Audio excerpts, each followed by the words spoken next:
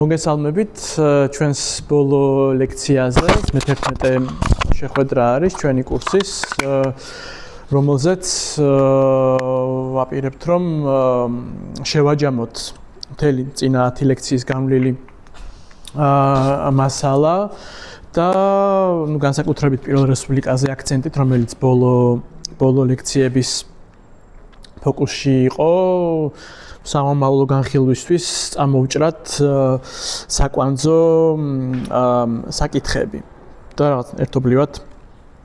ვიდისკუსიოთ იმაზე, რაც შეიძლება ყველაზე უფრო საინტერესო აღმოჩნდა მთელი ამ კურსიდან. საწყისები დავარქვი, ხო, ამ კურსს და ეს რაღაცა სამი საწყისი გამოვყავი, სამი მოვლენა შეიძლება ითქვას, რომლის გარშემოც ესე სამწრე დაიგო, ასე ვთქვათ, შინაარსობრივად მთელი კურსი, ხო? იმიტომ რომ მივიჩნიე რომ ეს საწყისებიდან, რაღაცა საწყისი მოვლენებიდან დაწყება თხრობის და აგება, ხო, საერთოდ ჩვენი კვლევითი საგნის იყო კარგი საშუალება იმისა, რომ უბრალოდ კი არ მოგვეყოლა ნარატიულად, ქრონოლოგიურად რაღაცა ამბები, არამედ რაღაც ფაქტები უბრალოდ, ხო, არამედ პრობლემები წამოგვეჭრა, პრობლემატიზაცია მოგვეხდინა იმისა, რაც არსებითი იყო 1890-იან წლებიდან მოყოლებული იმ ქართულ სოციალ-დემოკრატიულ მოძრაობაში, რომელიც 18 წელს გვირგვინდება პირველ რესპუბლიკად. და საწყის პირველ რიგში, ხო, იმიტომ რომ ყველა დიდი რაღაცა პოლიტიკური პროექტი თუ არაპოლიტიკური, როგორც წესი, ან რა ვიცი, იგივე ხო, ჩვენ ცხოვრებისეული მაგალითი შეგვიძლია მოვიშველიოთ, ყველანი რაღაცნაირად ყოველთვის მივემართებით ხოლმე რაღაცა საწყის ამბავს, ხო, რომ საიდანღაც რაღაციდან მოვდივართ, რაღაცა გახდა რაღაცა პირველი ბიძგის მიმცემი და აი ამ პირველი ბიძგის თუ დაბადების წერტილის გარშემო რასაც ვყვებით, ხო, როგორც განვიხილავთ მას, ან რა ტიპის, თქვათ, კონკურენციაში ერთმანეთთან შესული ნარატივებიც უპირისპირდება ერთმანეთს, აი მაგის გარშემო, აი მაგ დუღილში წარმოიშვება ხოლმე საერთოდ ლეგიტიმაცია, ხო, ამა თუ იმ პოლიტიკური პროექტის, ხო? ამიტომ არის რომ თქვათ ნინოშვილის საფლავზე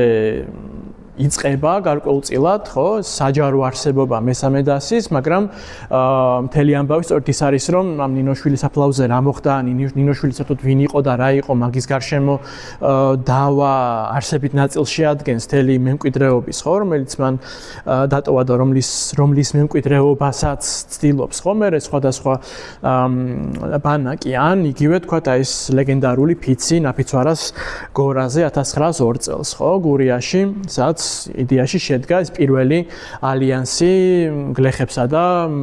სოციალ-დემოკრატიულ ინტელიგენციას შორის, ხო, რაზეც ასევე 1000-ნაირი ურთიერთგამომრიცხავი ნარატივი არსებობს, რითიც მერე დიდწილად განისაზღვრება ის თუ საბოლოო ჯამში რა რჩება ხელთ, ხო? ამიტომ არის რომ მერე ანუ ყოველ აი ამ საწყის დიდწილად განსაზღვრავს ის თუ რა ტიპის მეხსიერების პოლიტიკის გავლით შუქდება, ხო? ესა თუ ის საწყისი მოვლენა, ხო? და ნუ მთელი ეს ბოლო ლექციები კიდევ იმას უტრიალებდით თუ როგორი კონფლიქტური იყო და არაერთმნიშვნელოვანი ხედვა იმის თაობაზე თუ მაინც რა დაიწყო 1918 წლის 26 მაისს, ხო? ის რაც გონია რომ ესე ერთმნიშვნელოვნად არის რაღაცა ქართული დამოუკიდებლობის აღდგენა თუ ხო სახელმწიფოებრიობის თუ ასე შემდეგ, სინამდვილეში ვნახეთ რამდენნაირი ტენდენციას მისცა დასაბამი, რომლებიც ერთმანეთთან შედიოდა რაღაცა დაძაბულობაში და მათ გაურებულ, დაძაბულ, დისონანსურ, დინამიკურ ერთიანობად აქცევდა პირველი რესპუბლიკის მთლიან პოლიტიკურ პროცესს. და ამიტომ აი ეს რო გვაინტერესებდა, ხო? აი ეს დინამიზმი მაგიტომ იყო, რომ თქვა იგივე კულტურაზე გაკეთდა აქცენტი თავისი ფართო გაგებით, ხო? როგორც ზოგადად სიმბოლური ველი, რასაც ქვია, ხო? ენა ან კოდები ან რაღაც წარმოსახვითი ჰორიზონტი, რომლის გავლითაც ადამიანები აყალიბებენ, ხო, თავიანთ შეხედულებებს და რაღაც აზრის ანიჭებენ მათ გარშემო რეალობას და თქვათ აგებენ რაღაცა პროექტებს, ხო? და თქვათ რაღაცა მართლაც ლეგიტიმაციას ანიჭებენ ამა თუ იმ პოლიტიკურ პროექტს. და ეს საწყისები, ხო, ეს სამად რო გავყავით, კიდე იდეაში შეიძლება მიგვემატებინა რამდენიმე ალბათ, მაგრამ ყველაზე გამოკვეთილი მართლაც ალბათ ეს სამი მოვლენა არის აი სოციალ-დემოკრატიული ტრადიციისთვის. საწყისები გავამრავლეთ იმით და გავფანტეთ ესე, ხო? და რაღაცა თითქოს თვითკმარ ესეთ წრიულ ორბიტად მოვნიშნეთ, რომ თქვათ იგივე პირველ რესპუბლიკაზე მსჯელობისას ისე არ გამოჩენილი იყო, რომ უბრალოდ რაღაცა თავიდანვე 1890 წლებიდან მოყოლებული, ანუ ჩაფიქრებული იყო ის, რომ 1918 წელს დაგვირგვინებული იყო ყველაფერი აი ამ რაღაც დამოუკიდებელი სახელმწიფოებრივი პროექტით და წარმოჩენილი იყო როგორ ყოველ თქვათ იმ თითოეული მასწლეულში, ხო, 90-იანები იქნებოდა ეს 1900-იანების დაწყისი თუ 1910-იანების ბოლო, იმის დამიხედვით თუ საერთოდ რა სიტუაცია ისტორიულად, რა ტიპის კონფიგურაცია იქიდან, რომ სხვადასხვანაირად ხდებოდა, ასე ვთქვათ, პროექცირება, წარმოსახვა მთლიანად საერთოდ განვითარების და სამოქმედო გეზი, ხო? რომლებიც ერთმანეთთან ესე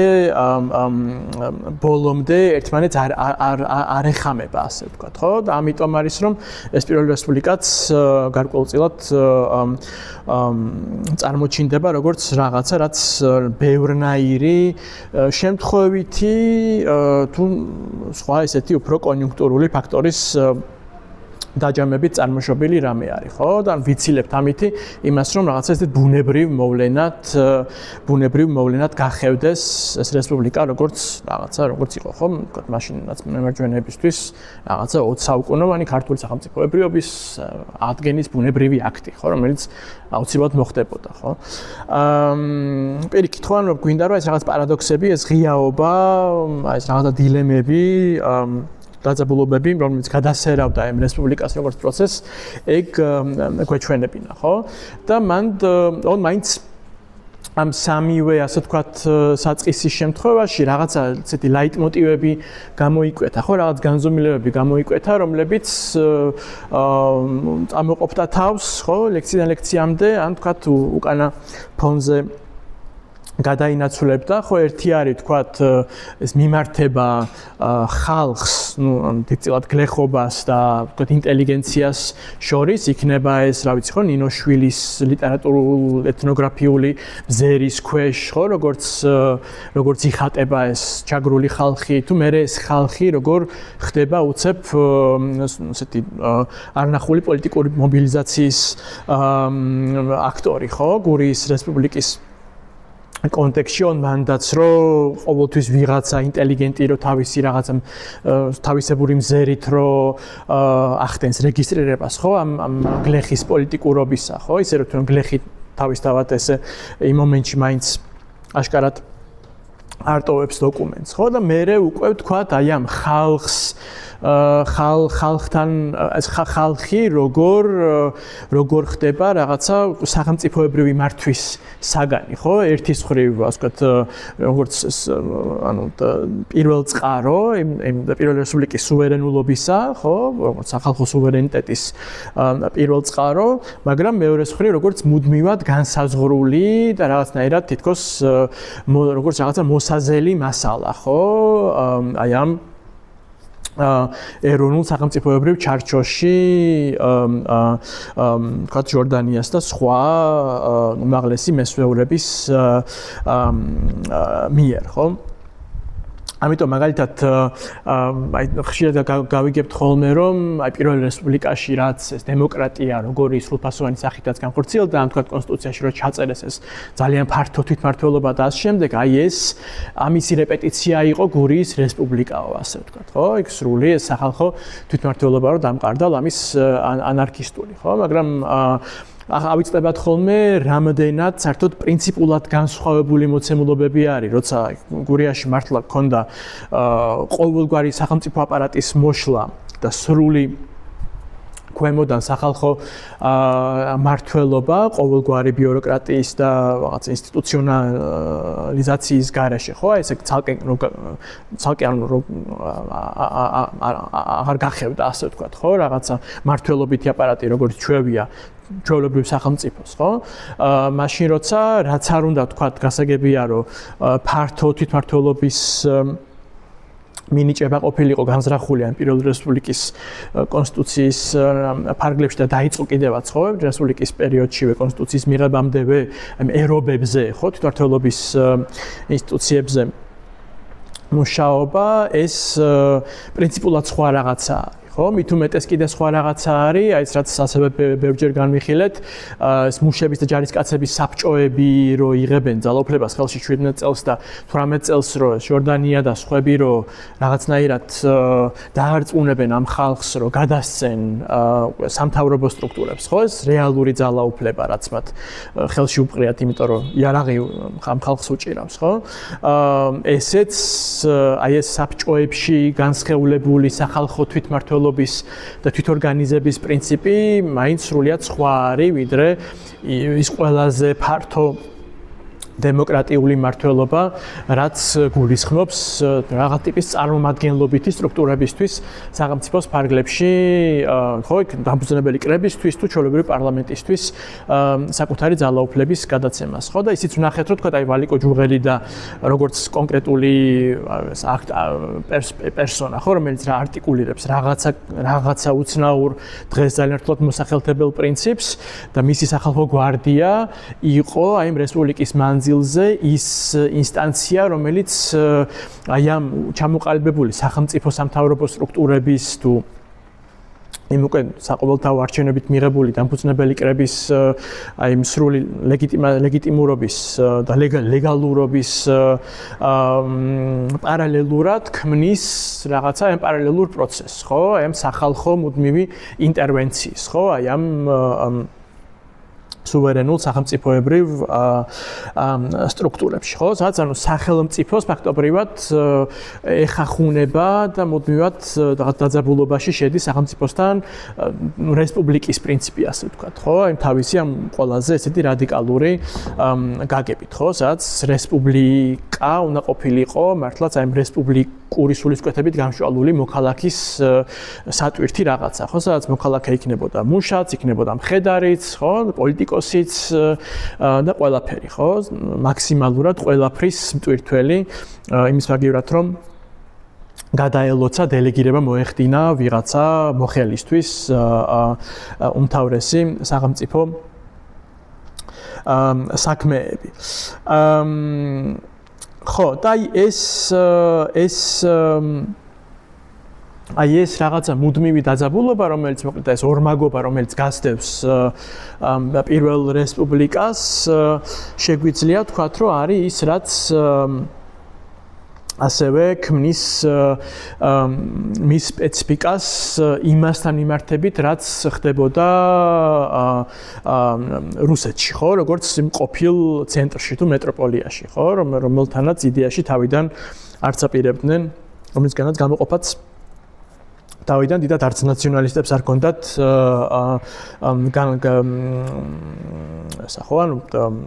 გეგმაში, ხო, არა თუ სოციალ-დემოკრატებს, რომლებიც 1818 წლის შემოდგომამდე არც გამოსულან იმ ერთიანი რუსული სოციალ-დემოკრატიული პარტიიდან, ხო? ანუ ეს პირველი რესპუბლიკა შეგვიძლია აი ესე რომ შევხედავთ აი ამ პრიზმიდან, ხო? იმ ადგილობრივ დონეზე არსებული აი ამ დაძაბულობების პრიზმიდან შეგვიძლია განვიხილოთ როგორც რაღაცა მართლაც პერიფერიული პერიფერიაში დაბადებული პერიფერიის მოთხოვნილებებიდან ამოზრდილი პოლიტიკური პროექტი, რომელსაც სურდა რომ ცენტრისგან დამოუკიდებელი გზით ევლო, ასე ვთქვათ, ხო? და ანუ მთელი ამბავი არის ის, რომ თქვა თუ დღევანდელი ნაციონალისტური პრიზმიდან როგორც წესი უნდა ხოლმე რომ აი ამ რუსეთთან როგორც ყოფილ თუ როგორც მაშინ ჯერ კიდევ მაინც რაღაცნაირად ხო სიმბოლურად ძალიან ძლიერ ცენტრთან ხო მიზიდულობის თუ მიმართების ცენტრთან ყოველგვარი კავშირი რო უნდათ რომ თქვა გაწყვიტონ ხო ან და ეს პირველი რესპუბლიკა აბსოლუტურად დამოუკიდებლად განიხილა როგორც წმინდად ქართული ფენომენი ხო სადაც თქვა ამიერკავკასიის ფედერაციაც ძალიან უხერხულ ამბად ჯდება, ხო? ეს ანუ ვერ გვეხმარება საერთოდ ეს ნაციონალისტური მიდგომა რომ გავიგოთ რა იყო რა მოძრავებდათ ხო მაშინდელ პოლიტიკოსებს ხო ისევე როგორც თქვათ მეორე მხრივ უფრო აი ეს ბოლშევიკურ რევოლუციაზე და აი ამ რუსეთიდან ბოლშევიკების პროექტიდან მომზირალი პერსპექტივა, რომელიც როგორც წესი ხო, თქვა ამ პირველ რესპუბლიკას განიხილავს როგორც რაღაც ესეთ კონტრრევოლუციურ, ანუ ბურჟუაზიულ, შოვინისტურ ძალად ხო, რომელიც წინააღმდგა ნამდვილ სოციალისტურ რევოლუციას. ეს პრიზმაც, რომელიც როგორც წესი ხო, გლობალურად მემარცხენე წრეებში დომინანტი არის იმის გამოც, რომ უბრალოდ საკმარისი ცოდნაც არ არის ხო, ელემენტარულად ამ ქართულ მაგალითზე, მაგრამ თან პლუს არის ეს რაღაცა ესა ხო, ეს ნორმატიული ჩარჩო, რომელიც იმთავითვე ოქტომბრის რევოლუციას იღებს, როგორც ამოსავალ წერტილს, ხო? ანუ ეგეც რაღაცა ისე ალაგებს თელ სქემას, რომ უბრალოდ ადგილი არ რჩება, საიდანაც შესაძლებელი იქნებოდა, რომ არტიკულირება გაუკეთო იმას, რა სპეციფიკა ჰქონდა აი ამ პერიფერიულ ადგილობრივ პროექტს, ხო? ან პროექტს, რომელსაც თავისი რევოლუციური გზით სურდა ევლოდა, აბსოლუტურად ცხადი მიზეზები, საფუძვლები ჰქონდა, რის გამოც საერთოდ გამოიყვნენ იმ პეტროგრადს, ხო? ხო, მაგრამ თან ანუ ხო რას ვამბობდი, რომ ესე იგი ეს ორივე ნაციონალისტურის და ეს ბოლშევიკური პრიზმაც ორივე რო კეტავს აი ამ გასაქანს იმისა, რომ ბოლომდე ადეკვატურად მოიხელთო, ხო? ანუ რა ლოგიკას ემკვიდრებოდა აი ეს ადგილობრივი საკუთრივი რევოლუციური პროექტი, რაც იყო პირველი რესპუბლიკა. ვერ გავიგებთ ამას თუ მუდმივად არ გვექნება მხედველობაში აი ეს ამ თქვა ქართველი სოციალ-დემოკრატების მიმართება, მუდმივი აპელირება აი თებერვლის რევოლუციის დიდ იდეალებთან ის რომ ხო სიმბოლურად რის გამოც კულტურა გვაინტერესებს ხო ეს სიმბოლოების ძალა რომ 1919 წელს რომ სწორედ თებერვლის რევოლუციის 2 წლის თავს რომ ამთხოვენ ქართული დამფუძნებელი კრების გახსნას ხო მას მერე რაც ლენინმა ის დიდი დამფუძნებელი კრება გარეკა ანუ აი ეს ყველაფერი აი ამ ტიპის აი ცენტრს და პერიფერიას შორის აი ეს მიმართება თუ არ ვიქონიეთ ხედველობაში ხო უბრალოდ მართლა რაღაც პროვინციული ნარატივი შეხვდება ხელთ და ვერც იმას ვერ მოვიხელთებთ სინამდვილეში რამდენად მართლა მასშტაბური და უნიკალური და გლობალური ამ რევოლუციური ისტორიისთვის არნახულად საინტერესო მოვლენა იყო ეს ქართული ექსპერიმენტი, ხო? და მთელი სირთულე მანდ ხო არის ის, რომ თქვა აი რომელიღაც ლექციაზე მოვიყვანეთ, ხო? ეს აშაირება ჟორდანიას და მემარჯვენე კედიას შორის, რომ ჯორდანია რო იჩემებს ხო რა ასეთი ყველაზე მაგარი რევოლუციური მთავრობა ჩვენ ვართო კედია რო წაუმაწაკებს რომ კი მარა ეს რევოლუცია ხო პოსტით მიიღეთო ხო იმიტომ რომ ხო ვიცით რომ თბილისში მართლა ძალიან დაგვიანებით ტელეგრამით ჩამოვიდა რომ მთავრობაზე გარდაიცვალაო ხო ერთ-ერთი სოციალ-დემოკრატი რო იწერება იქიდან ხო ანუ არაფერი აქ არ მოხდარა ახლა განსხვავებით 1905 წლისგან ხო ძალიან დიდი ამბები ტრიალებდა აქ მაგრამ ნუ ჯორდანია პასუხობს რომ ბატონო სპირიდონ პოსტით მოსულსაც მოვლა ჭირდება ანუ მართლაც თითქოს აი მცარელა ადგილზე ისინი ახერხებენ რომ შექმნან ჩამოაყალიბონ აღმოაცენონ რაღაცა დამოუკიდებელი რევოლუციური პროექტი, ხო? იმის გამოც, რომ მათ უკვე 10 წლეულების გაწეული სამუშაო უმაგრებთ ზურგს, ხო? როგორც რაღაც პუბლიცისტურ, დისკურსულ დონეზე, ისე აი, თქვა, საზოგადოებრივი ორგანიზების დონეზე, რამაც 1917 წელს რეალურად მართლაც მოიტანა ის, რომ უცებ აიღეს ხელში სადავეები აი მუშების და ჯარისკაცების საბჭოებმა ქართველი მენშევიკების თაოსნობით. ასევე აი ამ ცენტრ-პერიფერიას შორის და იმ რუსეთ-საქართველოსთან, საქართველოს მიმართებასთან დაკავშირებით, ხო, ის ანუ ერთი რო აი ამ თქვათ ამ თებერვლის რევოლუციისადმი ერთგულება ხო იმას რაც პეტროგრადში უღალატეს იმისი გადმოტანა და ხო მოვლა ასე თქვათ უკვე თბილისის მასშტაბით აი ეს ამ განზომილების იქით რაც როგორც ვთქვით მაშვება იკარგება განსაკუთრებით ნაციონალისტურ ნარატივებში გვაქვს კიდე ესეთი მეორე ესეთი ყალბი დიქოტომია ხოლმე რომელიც დღეს ასევე განსაკუთრებით პოპულარულია რომელიც რაღაც ისე ლაპარაკობს ხოლმე აი ამ ქართული სოციალიზმის გზის ევროპულობაზე ხო განსხვავებით თქვა აი რუსულის აზიურობისგან თუ რაღაცა ბარბაროსობისგან თუ მონღოლოიდური რაღაც ხო რაც არის ხოლმე ხო ეს პროცივილიზაციური ისინი ხო შეფასებითი ისინი ანუ კლიშეები ხო რეალურად გასათვალისწინებელია ის რომ თუ გვინდა რომ მართლა ცნებები სწორად ვიხმაროთ და ისინი თავიანთ კონტექსტში გავიგოთ ხო 1917 წლამდე და თქვა ოქტომბრის რევოლუციამდე როცა მართლა იყოფა უკვე გზები ხო ბოლშევიკებს და თქვა კავკასიაში მოღვაწე უმთავრეს პარტიებსთან განსაკუთრებით ქართულ სოციალ-დემოკრატებს შორის რეალურად ანუ მანამდე ესე თვითონ შევხედოთ აი ჟორდანიას ნაწერებსაც ხო რომელიც კი იყო მუდმივ პოლემიკაში დაწყებული 1903 წლიდან რა წამს თქვა ეს ბოლშევიკებს მენშევიკებს შორის ხლეჩა მოხდა ხო იმ ლონდონის კონგრესზე იმ თავით ვერთვება ამ პოლემიკაში ხო იმის თაობაზე რომ მეტი დემოკრატია საჭირო და ანუ წინააღმდეგობა აი ამ ლენინისეულ აი პარტიულ ავანგარდის იდეისადმი და ასე შემდეგ ხო მაგრამ არსად 18-19 წლამდე არ ეს პოლემიკა არ არის ეს ვთქვათ მოქცეული რაღაცა ამ ცივილიზაციურ მასში ჩარჩოებში ხო ვთქვათ ლენინი იმიტომ კი არ არის ცუდი ან არასწორი რომ ის რაღაცა მონღოლოიდი რუსი ეს არის რა ქვია ავტორიტარი არამედ იმიტომ რომ ის არის იმას რევოლუციის არასწორი გაგება აქვს და თქვათ ევროპაშიც რაც იყო ის ძალიან რო ჩქარობდნენ ხო ეს ბოლშევიკური ტენდენციები რო გააჩნდა თქვათ იგივე 1848 წლის საფრანგეთის რევოლუციაში მუშებს ვინც ხო ის კუპეს და პირდაპირ მოინდომეს სოციალური რესპუბლიკის დამყარება და კისერი წაიმტვრიეს ხო აი თქვათ აი ევროპაშივე რაც ყოველთვის იყო ხოლმე რევოლუციების დამახასიათებელი ეს რაღაცა სულსწრაფობა და ეს დესტრუქციულობა თქვათ მაგ კონტექსტში განიხილავს იგივე ლენინის შეცდომებს, ხო? ან თქვათ თავის აი უფრო დინჯ აი რევოლუციებისთვის დამახასიათებელი კანონზომიერებების მიყოლას, ხო? რაც გონია რომ თვითონ ნაკეთებს ჟორდანია,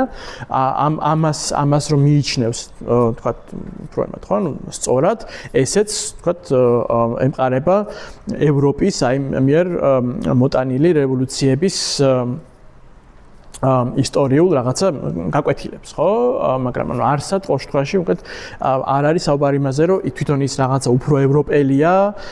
და თქვათ იქ რაღაცა ლენინი უფრო ეს არის, ხო? ანუ რუსი, ან რაღაცა რუსული რაღაცა მახასიათებლების გამო არის ისეთი როგორიც არის, ხო? ეს ცივილიზაციური გამიჯვნები, თქვათ, საკუთარ ევროპულობაზე ხაზგასმა და თქვათ იმ რუსების ცივილიზაციურად რაღაცა უფრო აზიურ აზიურ დესპოტურ ხაზზე ყოფნა, ხო? იწყება ნიშანდობლივია 1919 წლიდან, როცა რეალურად უკვე ამ რესპუბლიკის ფარგლებში დენიკინის არმიას რომ მოიგერიებენ, ბოლშევიკები ხდებიან მთავარი მოსაგერიებლები უკვე, ხო? ჩრდილოეთის საზღვრებიდან და როცა საბჭოთა რუსეთი უკვე ნელ-ნელა იმყარებს პოზიციებს და თან რო პარიზში ამათ რო ჭირდებათ რომ უნდა თავიანთი ასე ვთქვათ დამოუკიდებლობის საქმე გაიტანონ ხო იმ ევროპული ძალების წინაშე ხო საერთაშორისო საზოგადოებრივობის წინაშე ხო აი ეს საკუთარი როგორც ძირძველი ქრისტიანობის და ჭეშმარიტი ევროპულობის ნარატივი მან აღმოცენდება ხო ისა ჩვენთვის დღეს ახლა ესე ბუნებრივია და თითქოს თავისთავად ცხადია აი მაგ კონკრეტულ მომენტში სადღაც 19 წლისკენ იყიდებს ფეხს და პირიქით და მეორე მხრივ თქვა რუსეთთან ეს მკაფიო წყალგამყოფი ხაზების გავლებაც ამ ცივილიზაციური კრიტერიუმებით ხდება სწორედ მან იმისთვის რომ ელემენტარულად დაუმტკიცონ ასე ვთქვათ იმ ბრიტანელ თუ ფრანგ ხელისუფალებს ვისაც დიდად არც უნდოდა ეს რუსეთის დაშლისთვის ხელის შეწყობა და ამიტომ ხო დიდი ხანი ყოყმარობდნენ სანამ მიანიჭებდნენ ხო აი ამ ყოფილ პერიფერიებს როგორც იმპერიისა დამოუკიდებლობას მათთვის უნდა დაემტკიცებინათ ამ ქართველებს ხო რომ ანუ რეალურად ისინი მართლაც იყვნენ ღირსები რომ აი უფრო ამ ევროპულ ასე ვთქვათ ოჯახში მიღებული ყოფილიყვნენ ხო ამიტომ მანდაც ანუ ის რაც მართლაც ესეთი ძალიან ბუნებრივი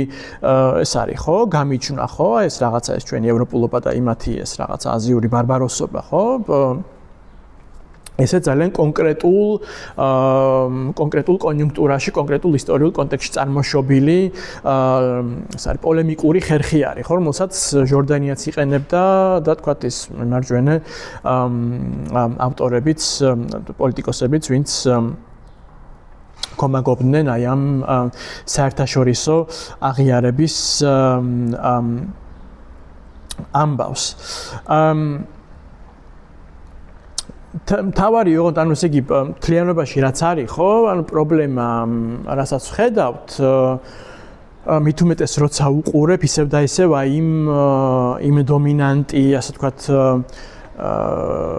იმ დომინანტ ნარატივს რაც არსებობს ხო აი 1917-18 წლების ისტორიაზე ხო სადაც რა თქმა უნდა ეპიცენტრში არის საბჭოთა რუსეთი და ის რაც ხდება პეტროგრადში და თქვათ რაც მე საბჭოთა კავშირად იქცევა და რომელიც მე ძალიან მალევე შეისრუტავს აი ამ პერიფერიებზე წარმოშობილ სხვადასხვა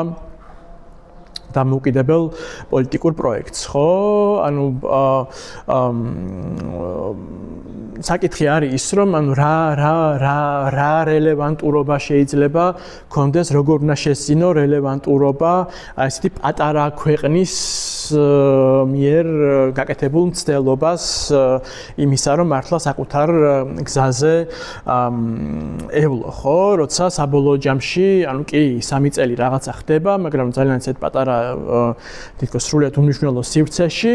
და ნუ გინდა თუ არ გინდა კარგი იყო თუ ცუდი იყო ბევრად უფრო დიდი მართლა მსოფლიო ისტორიული ასე ვთქვათ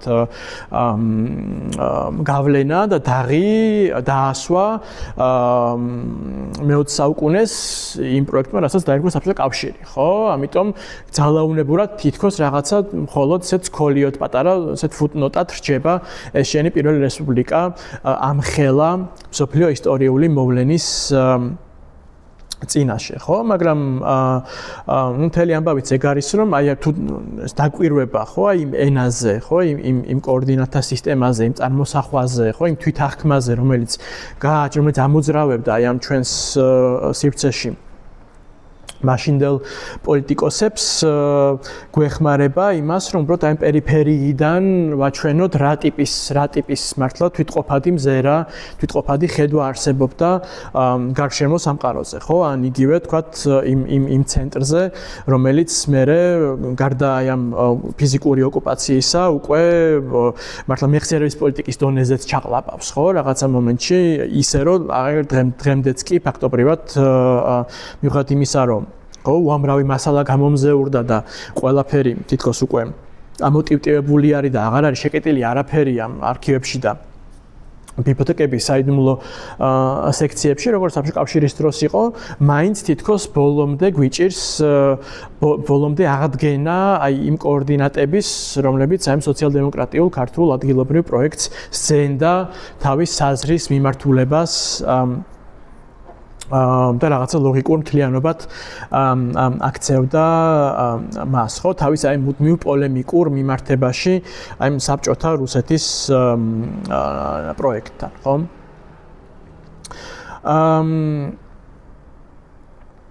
ხო, და ანუ და საინტერესო რა არის, რომ აი ეს სივრცე რომ მუდმივად რო იკუმშება, ხო, იმისთვის რომ გამოკვეთო აი ეს რაც აქ ხდებოდა და აი ამისი სპეციფიკა ეს მართლა თქვა რომ შეხედოს კაცმა იმ საბჭოთა კავშირის 70 წლის მანძილზე როგორ ხდება, ხო, აი ამ სივრცის სრული მოშტობა, ასე ვთქვათ. ესეც ძალიან ნიშანდობლივი არის, იმიტომ რომ თავიდან 20-იან წლებში თქვათ რომ მყარდება საბჭოთა ხელისუფლება, არავის არ აქვს ბოლშევიკებს შორის იმისი, ასე ვთქვათ, პრეტენზია, რომ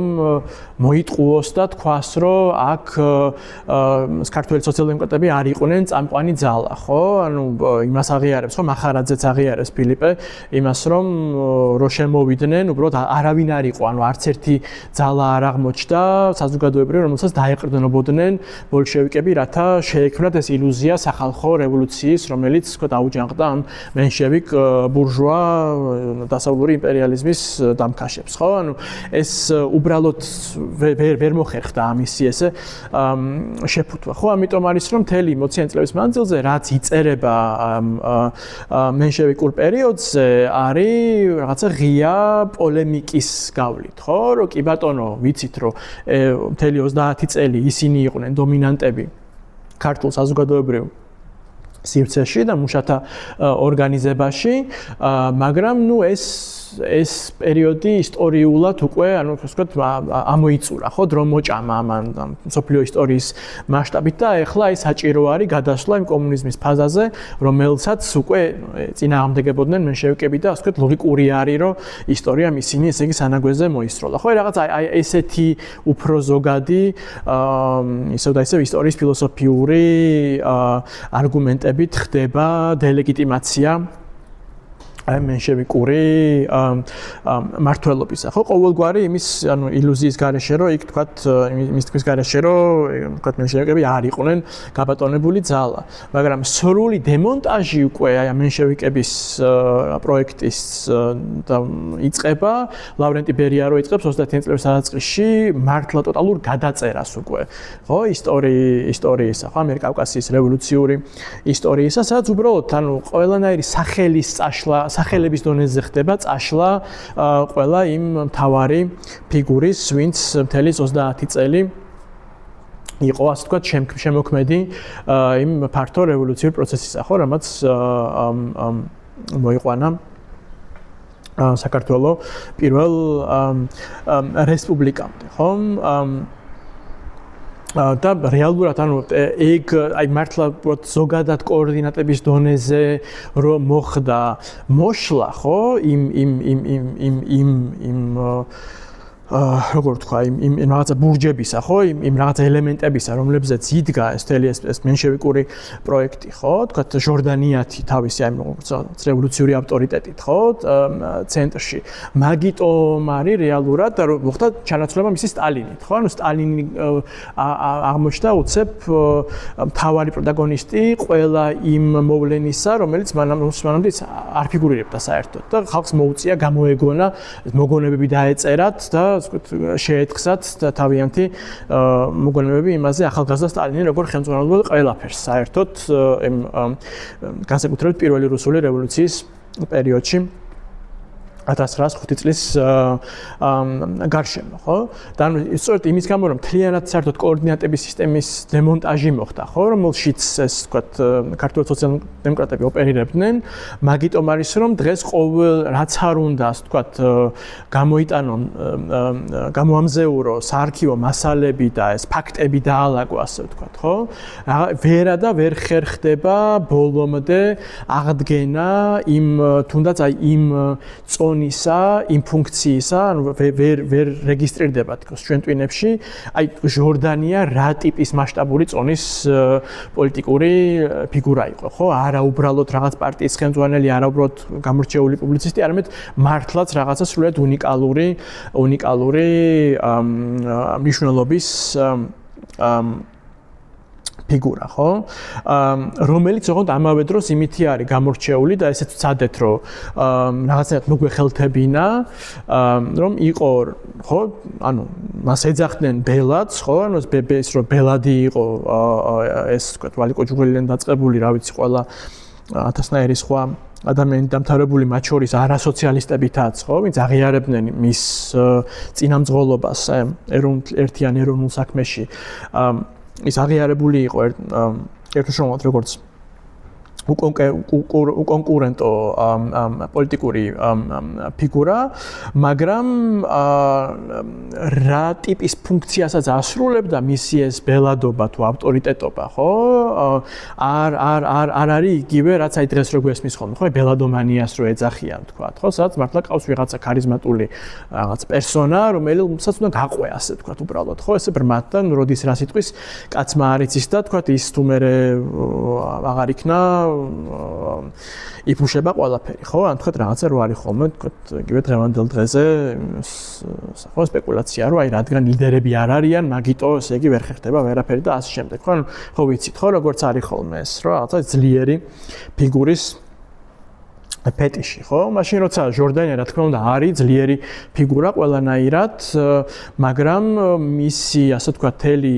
ფუნქცია, მისი ფუნქციის თელი მუღამი მდგომარეობს იმაში, რომ ის არის უშველებელი, დემოკრატიულად ორგანიზებული და ძალიან გათვითცნობიერებული და კონკრეტულ იდეოლოგიურ ენაზე მეტყველი მასისთვის ყველაზე ესეთი კარგად მომზადებული, ინტელექტუალურად ყველაზე კარგად მომზადებული არტიკულაციის ცენტრი, ხო? რაღაც ტიპის ფოკუსის წერტილი არის, ასე ვთქვათ, ხო? რომელიც თავის ლეგიტიმაციას პოვებს იმის საფუძველზე, რომ ის ახერხებს, რომ დაარწმუნოს ის მასები, ვისაც ის ეყრდნობა, რომ ვთქვათ, რაღაცა ამა და ამ მომენტში ესა და ეს გადაწყვეტილებაა სწორი, ხო? ისევ და ისევ თან ოღონდ არა იმიტომ, რომ ეს მას როგორც რაღაცა დიადგენიოს ესე მოეპრიანა, არამედ იმიტომ, რომ ის ეყრდნობა მარკს, ენგელს, კაუცკის, ხო, ჟორეს და ესეთ ბუმბერას კლასიკოსებს, ვის ჭეშმარიტ კარგ სწორ განმარტებლათაც, ასე ვთქვათ, ეს ხალხი მას აღიარებს, ხო? და ამ ესეთი სტრუქტურის არის მისი ავტორიტეტულობა, ხო? და ამიტომაც არის კიდევ რომ ჩვენ რო აი ენაზე რო გვაქვს აქცენტი და ეს თქვით ჟორდანიაზე იმ ლექციაშიც, ხო, რომელიც მეოთხე ლექცია იყო ჩვენი 90-იანი წლების ჟორდანიასეულ პუბლიცისტიკას და ილიასთან და ივერიის ბანაკთან კამაც რომ განვიხილავდით, ხო, მაშინვე ვთქვით და მით უმეტეს ამ პირველი რესპუბლიკის პერიოდის გავლის მერე კიდევ უფრო მე მგონი მკვეთრად შეგვიძლია მოვიხელთოთ ეს ამბავი. ანუ ჟორდანია ჩვენ გვაინტერესებდა არამაინც როგორც რაღაცა ესეთი პერსონა, როგორც ინდივიდი, ხო, როგორც რაღაცა განსაკუთრებული ბიოგრაფიის მქონე ინდივიდი, თუმცა რა თქმა უნდა, ეგეც მნიშვნელოვანი არის, არამედ იმიტომ ჩავუკირკიტეთ, თქვათ, იმას, რომ ახლა იქ რაღაც მომენტში სადრას კითხულობს და რას აკონსპექტებს და აი კაუცკის როგორ ახამებს ჟან ჟორესთან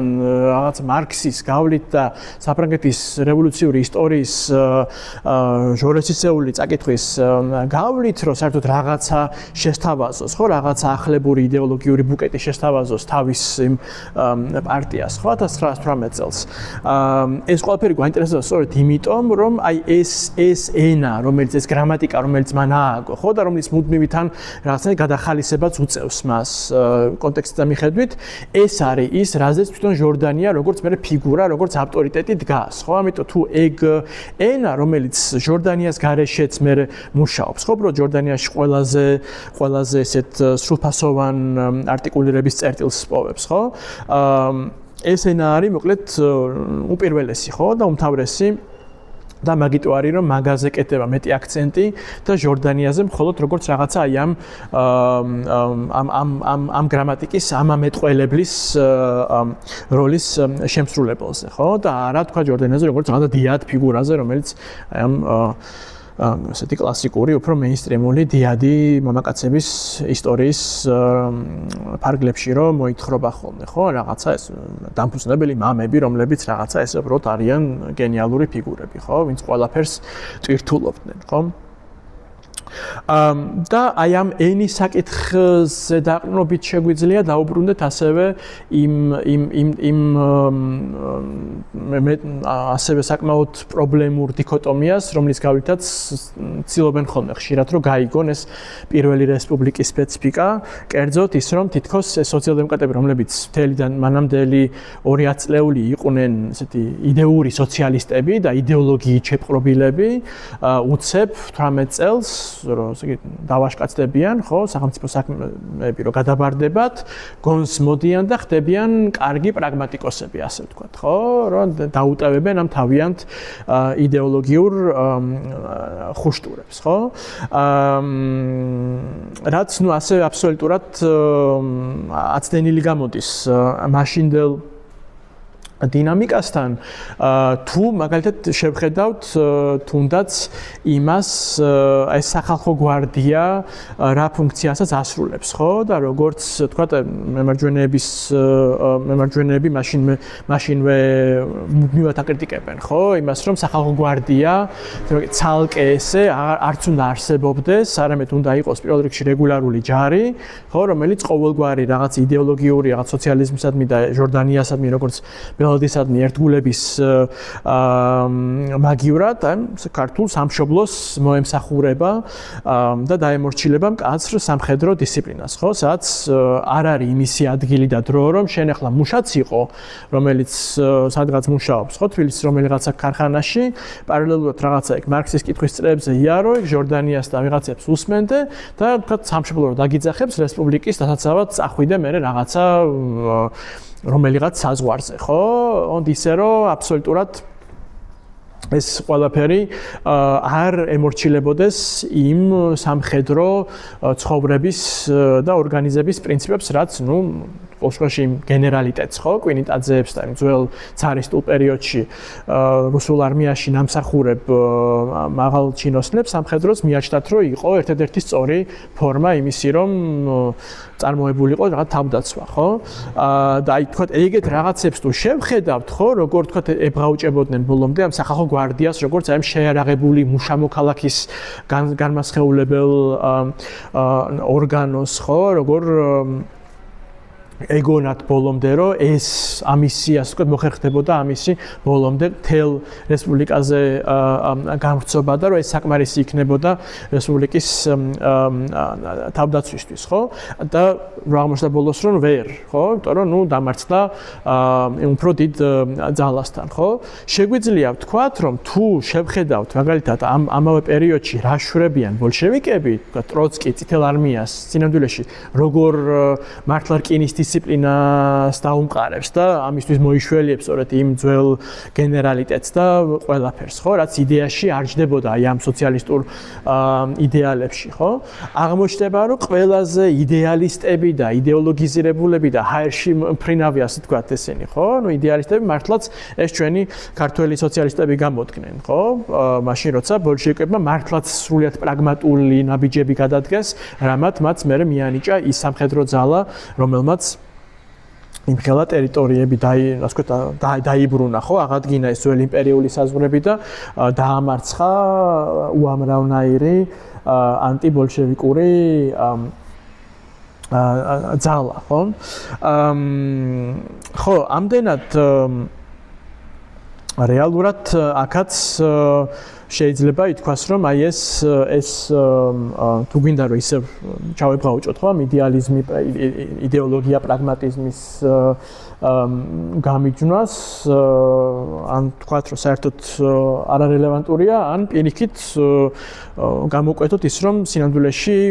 ძალიანაც იდეალისტები იყვნენ. მეორეს მხრივ, რაც კი მათ გააკეთეს ამ ქართულმა მენშევიკებმა, ხო, პირველი რესპუბლიკის ფარგლებში, სინამდვილეში არაფერი ისეთი არ იყო, რაც სწორედ მათსავე, ანუ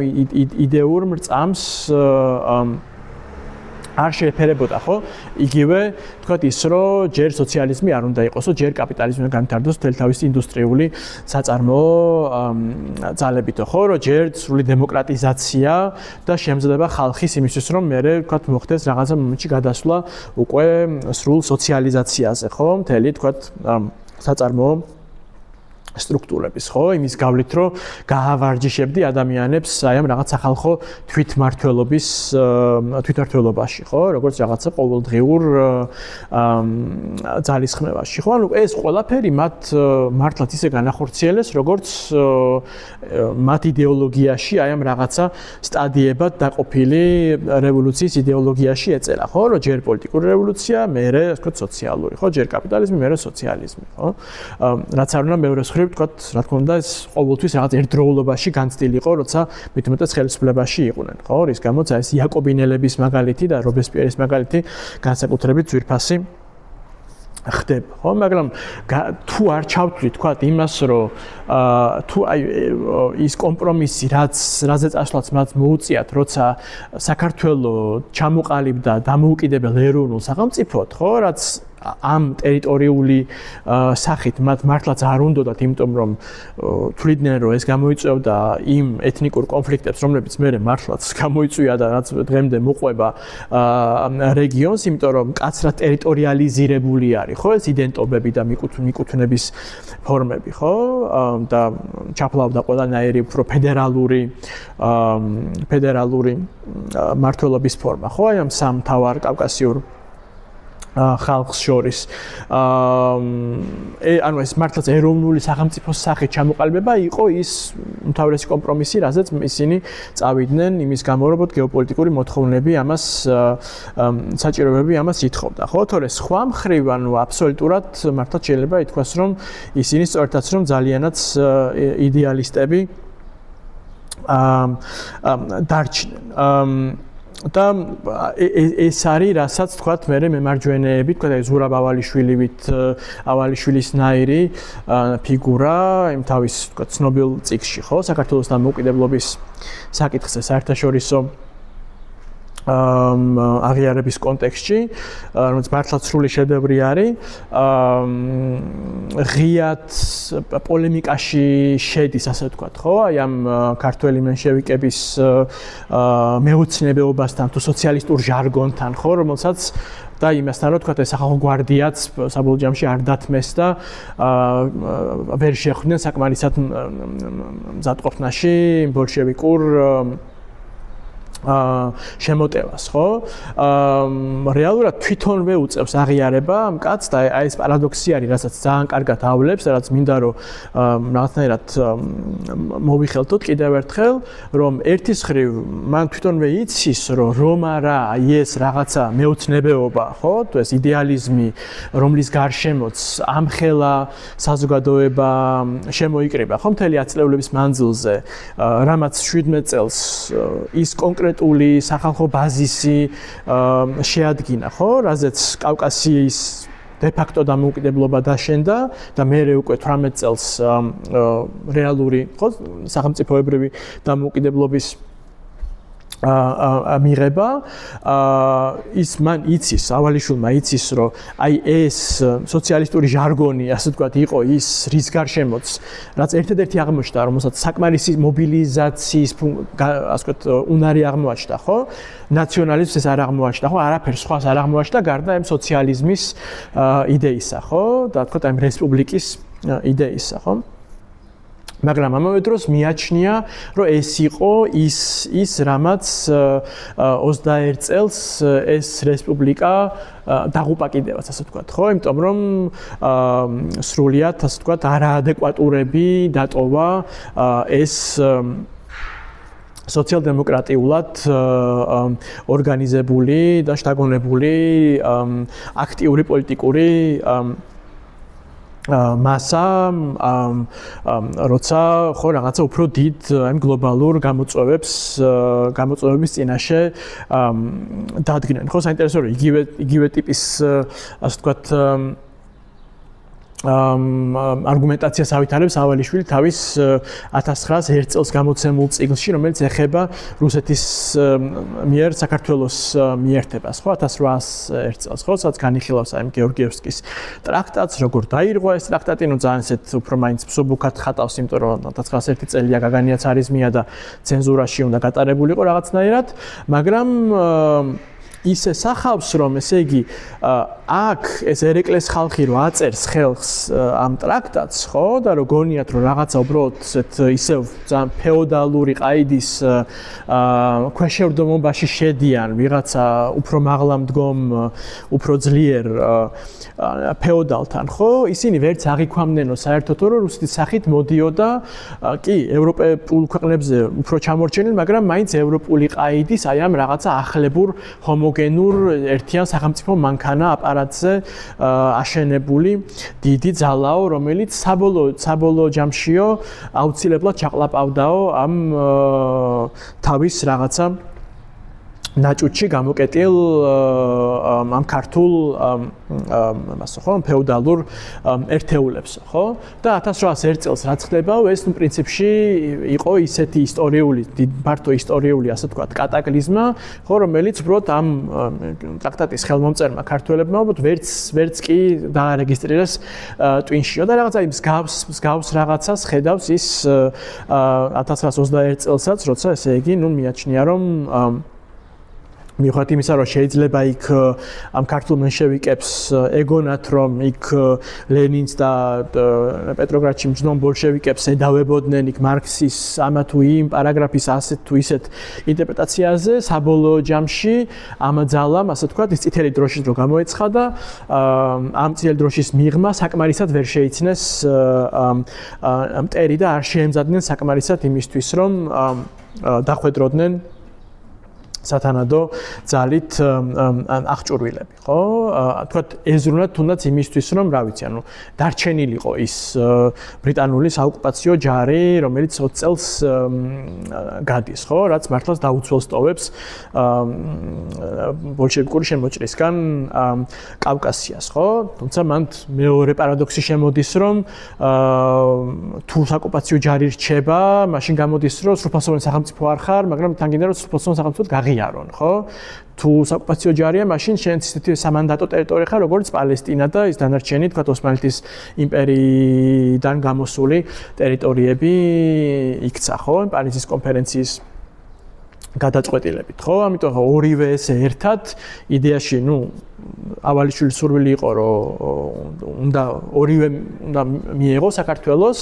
ეს პირდაპირი სამხედრო ასე ვთქვათ პროტექციაც და მეორე მხრივ სრულფასოვანი სახელმწიფოებრიობაც, მაგრამ მოკლედ საბოლოო ჯამში ორივე ერთად შეუძლებელი გამოდგა, ხო? და ამ კონტექსტში ვთქვათ, მადლიერი არის გარკვეულწილად იმ ენერგიისა, იმ რევოლუციური ენერგიისა, რომელმაც მოიტანა ეს დამოუკიდებლობა, მაგრამ ამავე დროს მე თვითონვე რაღაცა ფატალისტურად ხატავს სურათს, რომელშიც ეს იგივე ენერგია გახდა, ასე ვთქვათ, მესაფლავე ამ რესპუბლიკის, ხო? ნუ ეს არის ისევ და ისევ ავალიშვილის ძალიან საინტერესო ასეთ კონსტრუქტი, ხო? ახსნა, რასაც ის გვთავაზობს როგორც უშუალო თანაშემოქმედი ამ რესპუბლიკის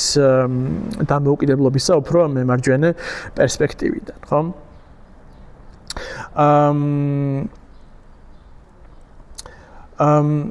ხო, აი ეს აქაც ხო რეალურად ანუ რაც ხელში გვჩება არის არა რაღაცა კონკრეტული შედეგი, რომელიც აი ესე დევს უბრალოდ, ხო, არამედ პირველი რესპუბლიკა თავის დასასრულით როგორც რაღაცა ღია პრობლემა, ღია ჭრილობა, ხო, ღია დილემა, პარადოქსების ერთობლიობა, რომლებიც მე შემდგომ წლებში, ათწლეულებშიც მუდმივად სხვადასხვა პერსპექტივიდან მემარჯვენე ბოლშევიკური, მენშევიკური, რა ვიცი, სრულიად სხვადასხვანაირად მოიხელთებოდა, ხო?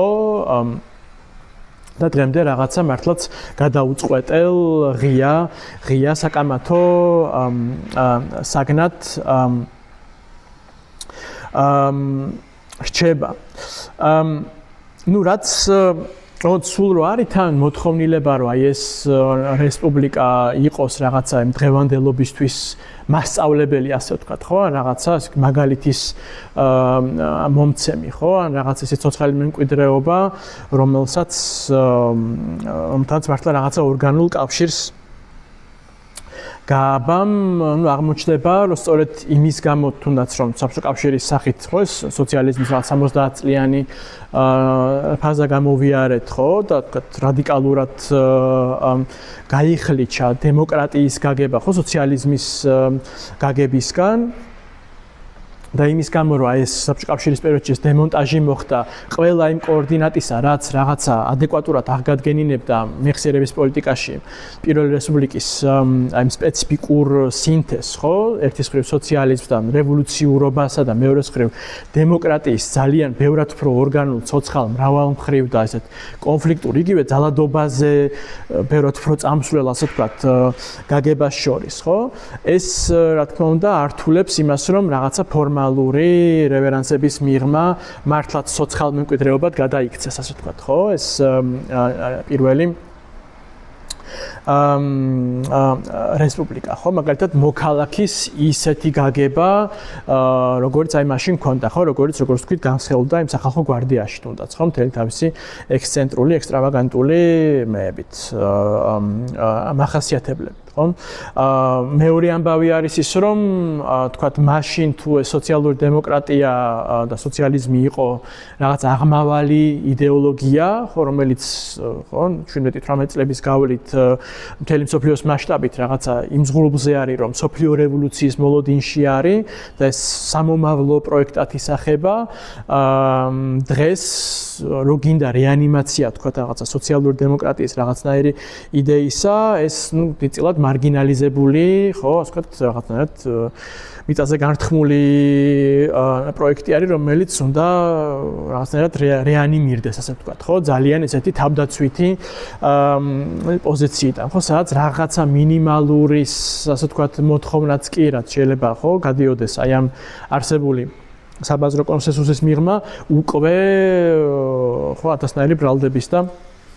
დემონიზაციის საფუძველი ხდება ხო? მაგრამ რაც ასე ვთქვათ, რისი მართლაც განსხეულება არის, ხო, ეს რესპუბლიკა შეგვიძლია ვთქვათ, რომ არის ის, რომ იგივე 1917 წელს რომ ემხობა, ხო, ეს არისტული რეჟიმი, ვიღებთ არა, ვთქვათ, იმის გამოა სწორედ, რომ ვთქვათ, აი სოციალ-დემოკრატიული ორგანიზების გამო არის, ხო, რომ რაც ჩვენ მივიღეთ იყო არა რაღაცა რეჟიმის ცვლილება რო ქვია, ხო, სადაც უბრალოდ რაღაც ეს цаრისტული ავტოკრატია ჩაანაცვლა რომელიღაცა სხვა დიქტატურამ, არამედ მართლაც დახვდა აი ამ ნგრევას, აი ამ მრავალსაუკუნოვანი ამ ხელა იმპერიის გრევას დახვდა ძალიან მყარად ორგანიზებული დემოკრატიული მასა, ხო, რომელმაც იტვირთა მაშინვე საკუთარი ქვემოდან წამოსული უფრო თანასწორი პოლიტიკურ-ეკონომიკური პროექტის განხორციელება, ხო? თუნდაც იმ პირობებში, რომ ის იძულებული იყო, როგორც რაღაც პატარა ძალა, რომ მოეპატიჟებინა ის ავაცახსენებელი იმპერიალისტური ძალები, რომ თავიანთი ჯარები ჩაეყენებინათ, მაგრამ მანდ ძალიან კარგად ჩანს, რომ თქო დღევანდელი აი სუვერენიტეტის და რაღაცა უფრო იზოლაციონისტური გაგებისგან განსხვავებით, რომ როცა სათანადო პოლიტიკური ნება არსებობს, ხო, როცა გააქვს საკმარისი, ასე ვთქვათ, დემოკრატიული ბაზისიც და სათანადო ხედვაც, შეიძლება გედგეს მართლა იმ დროს ყველაზე ძლიერი იმპერიის უშველებელი ჯარი, მაგრამ აბსოლუტურად ხელფეხ გახსნილი გახსნილი იყო იმაში, რომ შენი საკუთარი საშინაო პოლიტიკა აწარმოო ყოველგვარი ზედმეტი კომპრომისების და ცალფეხზე დგომის გარეშე, როგორც ასევე დღეს იტყვიან ხოლმე. ამიტომ ეს ყალბი დიქოტომიაც ხომ რაღაცა სუვერენიტეტს როგორც რაღაცა სრულ თვითყოფადობასა და ხო ყველა სხვა გარეშე ძალისგან სრულ გამიჯნულობასა და მეორე მხრივ თითქოს რაღაცა გარეშე ძალების სადმი მონობას და დამორჩილებას შორის პირველ რესპუბლიკაში ძალიან საინტერესოდ ილახება ხო იმითი რომ ისედაც არ არსებობდა მაშინ უბრალოდ პატარა ახალი ქვეყანა ხო რომლებიც ძალიან ბევრი გამოიჩეკა პირველ მსოფლიო ომის ნანგრევებზე უბრალოდ არ არსებობდა ქვეყანა რომელიც არ ეყოლებოდა თავისი სპონსორი ასე ვთქვათ ხო თავისი პროტექტორი ხო თავისი გარანტორი ხო იმთავითვე რომელიღაცა დიდი ევროპული ძალის გარანტიის ქვეშ ოპერირებდი ხო მაგრამ იმის დამიხედვით თუ რამდენად ძლიერი იყავი შენ შიგნით და რამდენად კაფეო იყო შენი პოლიტიკური ნება და ორგანიზება მაგის დამიხედვით ძალიან კარგადაც ახერხებდი რომ აბსოლუტურად მართლაც თვითყოფადი პოლიტიკა გეწარმოებინა და ამავდროულად რა თქმა უნდა ყოფილიყავი რაღაცნაირად სიმყარე ნიადაგი შეგეძინა თუნდაც სხვა მტრული ძალების მოგერიების ამბავში აი ამ ეგრეთ წოდებულ იმპერიალისტურ ძალებთან ალიანსის წყალობით. და აი ბოლო რაღაცა რაც მაგალითის სახით შეგვიძლია დავიბევოთ, ხო, როგორც რაღაცა ასევე ცოცხალი ღია პრობლემის სახით არის ის რაც პრინციპში, ნუ შეგვიძლია ვთქვათ, რომ არის ის ზღვარი, ხო, ის რაღაცა ლიმიტი, უფრო ესეთი უარყოფითი გაკვეთილის სახით, ხო, რასაც გარკვეულწილად პირველ რესპუბლიკა წაბორძიგდა. და ეს არის აი ეს რაც პრინციპში წინაზე განვიხილეთ ყველაზე უფრო სიღრმისეულად რომ საბოლოო ჯამში რაც არ უნდა ვილაპარაკოთ იმაზე რომ ეს პირველ რესპუბლიკა იყო ხო ფართო დემოკრატიული რაღაც მასობრივი მხარდაჭერის მქონე პროექტი თუ არ ჩავთვლით ისევ და ისევ აი პერიფერიებს და მეტწილად ეთნიკურ უმცირესობებს, ვინც გამოთიშულები დარჩნენ, ან ინდიფერენტულები იყვნენ, ან საერთოდ სტრულად განწყობილები. საბოლოო ჯამში მაინც ხო ვალი კუჯუღელიც ამას ჩივის, რომ აქტიური უმცირესობის სატვირთი გახდა, ასე ვთქვათ, აი ამ რესპუბლიკური პროექტის დაცვა და განხორციელება, ხო? და თქვა ყავდა რაღაცას ავანგარდული ჯგუფები იქნებოდა ეს აი ეს სატანვარჯიშო საზოგადოება შევარდენი ხო რომელიც განასხეულებდა აი ამ რესპუბლიკური მოქალაქის ხო ფიზიკურ სულიერ თლიან იდეალს ხო ან სახალხო გვარდია როგორც შეერაღებული მუშა პოლიტიკოსი მოქალაქის იდეალის განმასხეულებელი და ამ შემდეგ ვინც იყო თითქოს აი ეს ცოცხალი წინსწრება აქ და ახლა წინსწრება აი სამომავლო სრულფასოვანი ყოველმხრივ განვითარებული რესპუბლიკური მოქალაქისა, როგორც დღეს მხოლოდ, ნუ ძალაუნებურად ცოტა იყო. ხო, იმიტომ რომ დანარჩენები იყვნენ რაღაცა ეს ბნელი გლეხობა, ან თქვა საერთოდ უბრალოდ ისევ ვიღარ რაღაცა ძველი ტრადიციული წარმოდგენების ტყვეობაში მყოფი უწიგნური ხალხი, ხო? ვისთვისაც შენ გინდა ეს პროექტი, ხო? ვისთვისაც გინდა შენ რომ ამით კეთილდღეობა მოიტანო, მაგრამ ვინც არ მოყვება და ვის წინამდეაც საერთოდ ძალადობა შეიძლება მოგიწიოს, იმიტომ რომ ნუ გეურჩება რა და არ ვერ აგნებინებ რომ მისთვის უკეთესი არის ხო და აი ეს ზღვარი რეალურად ხო რაღაცა დილემა ცოცხალ დილემად იქცევა რაც ვალიკო ჯუღელში ვნახეთ განსხეულებული ხო რომ თან რო უწევს რომ მოკლას ის ვიღაცა ბნელი გლეხი და თან რო უყვარს ის და აი ამ სიყვარულით რო კლავს და თან რო ტირის ამ მსხვერპლად შეწირვის პროცესში ხო რევოლუციის სახელით. ანუ მთელი ამბავი ხო რა არის რომ საბოლოო ჯამში აი ამ რესპუბლიკის როგორც რაღაცა საყოველთაო თანასწორობის და კეთილდღეობის და თავისუფლების პროექტის მტვირთველი, აქტიური უმცირესობა, რასაც ეძახის ჯუღელი, გახდა ძალიან კონკრეტული სოციალური ტიპაჟი, ხო? თქვა ჩენკელის სიტყვებში შეგნებული ქართველი მუშა, ხო? ნუ შეიძლება ცოტა უფრო გააფართო, მაგრამ მაინც აი ეგ იყო ის ბირთვის პარტიკულარული ბირთვი, რომელიც გახდა საყრდენი, ხო? ამ ხელა აი ამ რაღაცა რესპუბლიკის პროექტის უნივერსალიზაციის, ხო? აი ამ რაღაცა რევოლუციური თბილისის ემიდან, ხო, როგორც ცენტრიდან, ხო? მისი ექსპანსიის, ექსპორტის სხვადასხვა მიმართულებით, ხო? და ძალიან რთული არის, ხო, აქ როცა თან ანუ ეჯახები, ხო, ცოცხალ პოლიტიკურ პროცესში, ხო, ამდენი რაღაცა შეხლა შემოხლის და ომების და მუდმივი რღვევების პროცესში, ძალიან რთული არის, რომ ეს დილემა რაც გიდგას, რომ შენ თვალწინ ეხლა დგას ადამიანი იმ სახით, როგორითაც ის შენ არ მოგწონს, იმიტომ რომ ის ჯერ კიდევ ხო ტყვეობაში არის აი ძველი მრავალათასწლოვანი უღელისა ხო მას არ უსწავლია როგორ ემმართველა ხო მას არ ჯეროდა ხო იმისი რომ შეუძლია რომ რაღაცა თავისით შეცვალოს და ასე შემდეგ ხო არაფერი იმისთვის არ მიუნდვია სამართავად და მეორე მხრივ თქვათ გაკ წარმოდგენილი იდეალი როგორი უნდა იყოს ეს ადამიანი ხო ეს ცოცხალი ხლეჩა რო გაკ არსებულ ხალხს და იმ სამომავლო სასურველ ხალხს შორის ძალიან რთულია რომ ეს დილემა არ გადაგეზარდოს რაღაც ტიპის დამონათებაში ხო რომ არ მომყვები რა და შენ გამოარი რომ ეხლა მეც უნდა ჩავიძირო ასე ვთქვათ ხო და რა თქმა უნდა ეს გარკვეულწილად ანუ ეს ზღვარი რომელსაც ამ დემოკრატიამ მაშინდელმა ქართულმა მიაღწია ხო გინდა ეს იქნებოდა ეს ეთნიკური ნიშნით თუ კლასობრივი ნიშნით თუ უბრალოდ მართლაც წმინდა ცივცული პერიფერიის როგორც წმინდა ცივცის გაგების ნიშნით ეს რაღაცნაირად იქცა იმ ზღვარად რომელიც ვეღარ გახდა რაღაცა ზღურბლი ხო იმის გამო თან ამასობაში უშველებელი ძალა მოადგა რომელმაც წერტილი დაუსვა ამ პროექტს ასე ვთქვათ ხო ასე რომ აი ეს ისევ და ისევ ხო ანუ შეიძლება ღირდეს დასაფიქრებლად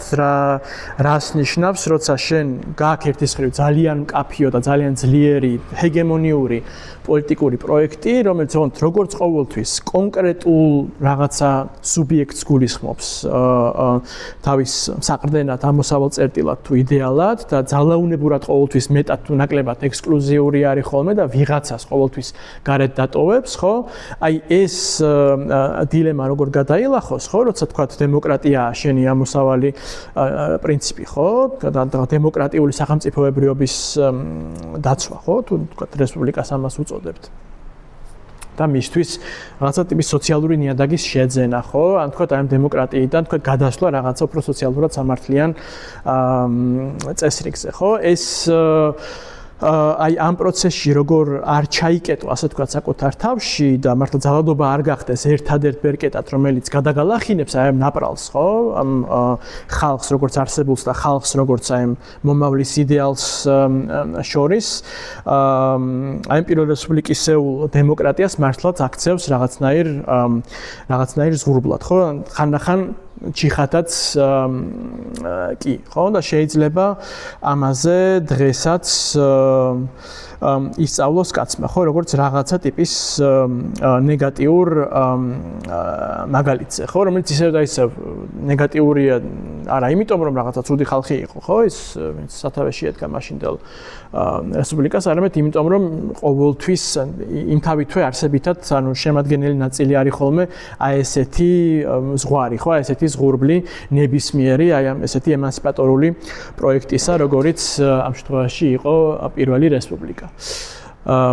ეს ხო მე მგონი ეს არის სულ რაც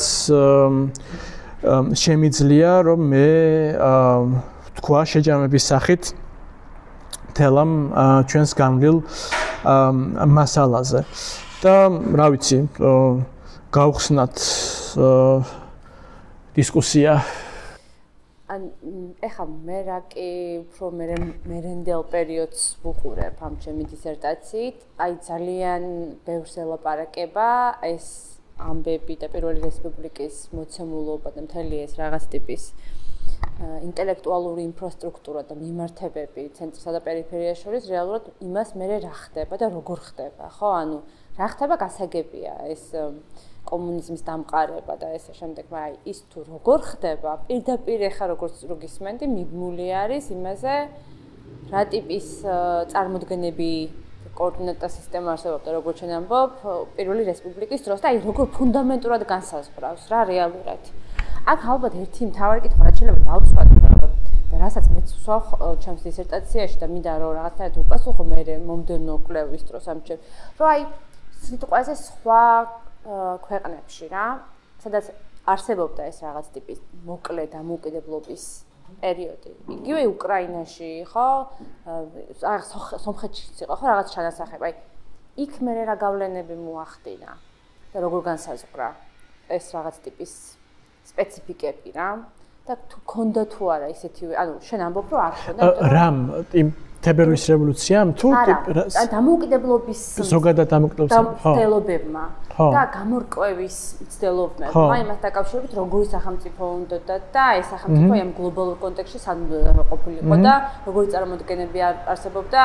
ავტონომიურობაზე, ეროვნულობაზე და ესე შემდეგ რა. ანუ თუ შეგიხედავს აი სხვა კონტექსტებისთვის და რა შეგვიძლია ამაზე თქვა? ეგ ხო ძალიან მოკლედ ვცადეთ მაგისი შედარება, აი პირველ რესპუბლიკაზე პირველი ლექცია რო ჩავატარეთ, მაგრამ მეშვიდე ლექცია გამოვიდა ეგა. სადაც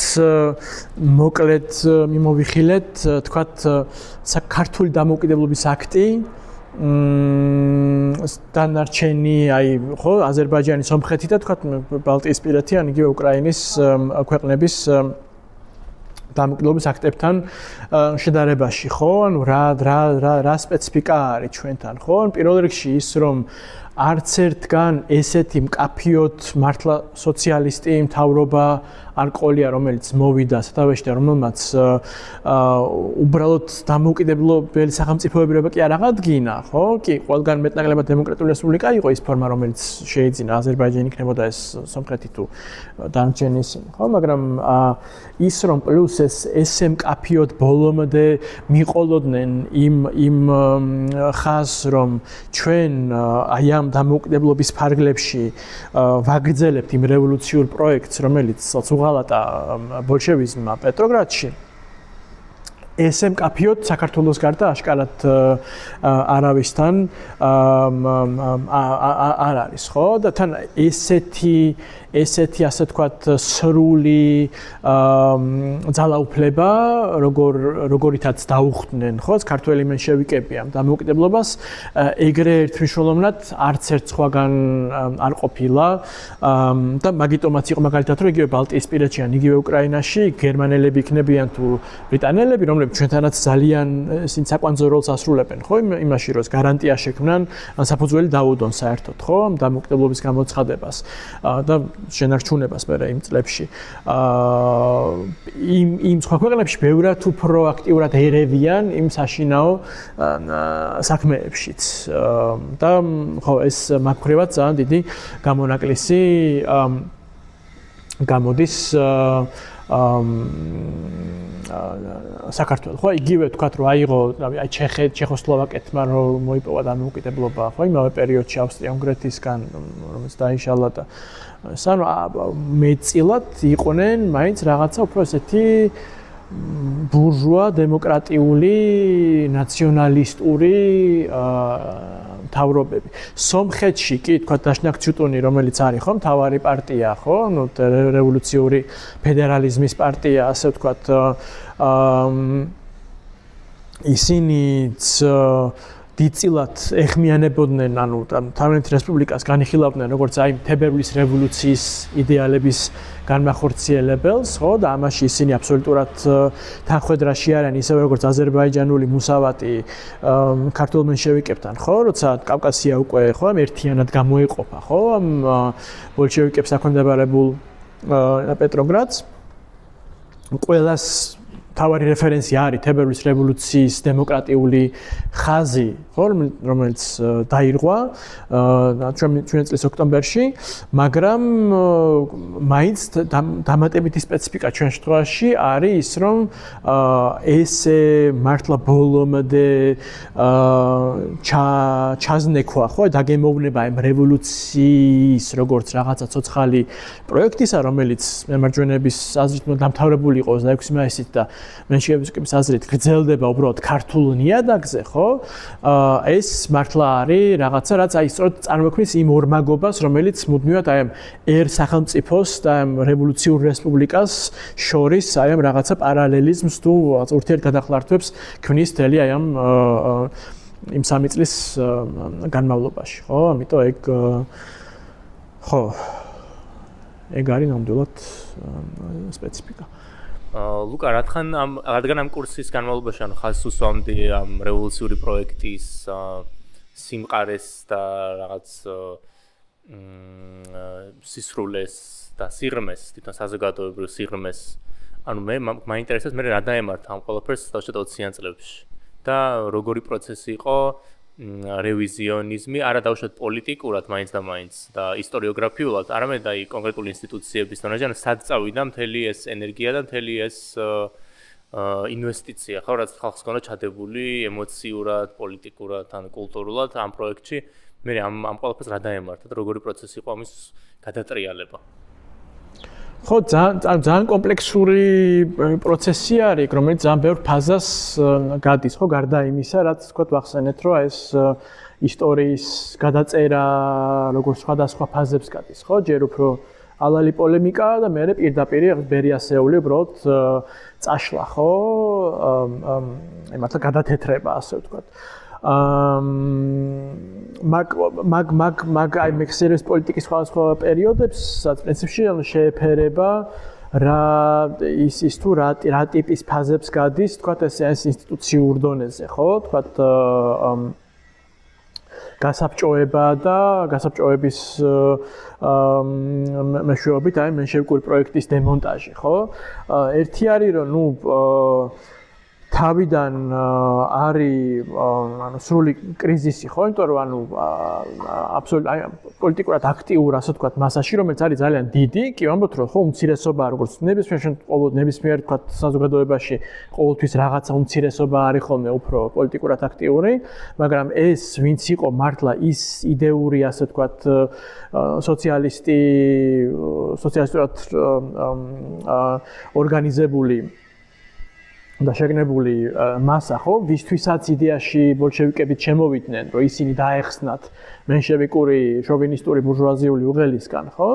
ისინი პირველები იყვნენ, ვინც ეწინააღმდეგებოდნენ, ხო? ამ შემოჭრას და ეს გაფორმდა მართლაც მაშინ როგორც უცხოო ძალის ოკუპაცია, ასე ვთქვათ, უცხოო ძალის მხრიდან ოკუპაცია, ხო? ცნობილი არის, თქვათ, იგი 21 წელს სტალინი რო ჩამოდის, როგორ მტრულად უხდებიან აი ნაძალადევის მასში, ხო? მუშათა სახლში და ანუ რა ტიპის ფიასკოს განიცდის, ხო? და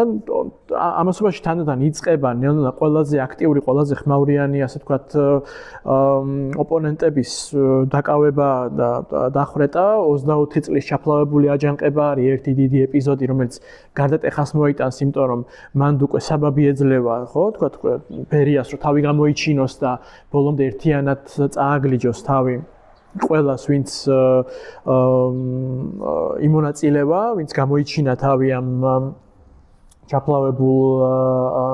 ამ ცუდ ტაიმინგს გადაყოლილ აჯანყებაში და პარალელურად ვიღაცები გადიან აი ამ ადაპტაციის პროცესს, ხო, რაც ის ვინც არ წავიდა ემიგრაციაში ძალიან ბევრი გადის აი ამ რაღაცა ადაპტაციის პროცესს და 20-იან წლებში არის ძალიან ხშირი არის შემთხვევა მეგრესტებული თვითკრიტიკისა და რაღაცნაირი მონანიებისა თუ გადააზრებისა და მცდელობისა, რომ უბრალოდ რაღაცა აი ამ დამდგარ მოცემულობას შეეგუო და ასაკნას ვთქვათ, თუნდაც დაამუნათო კიდევაც ისინი, ვინც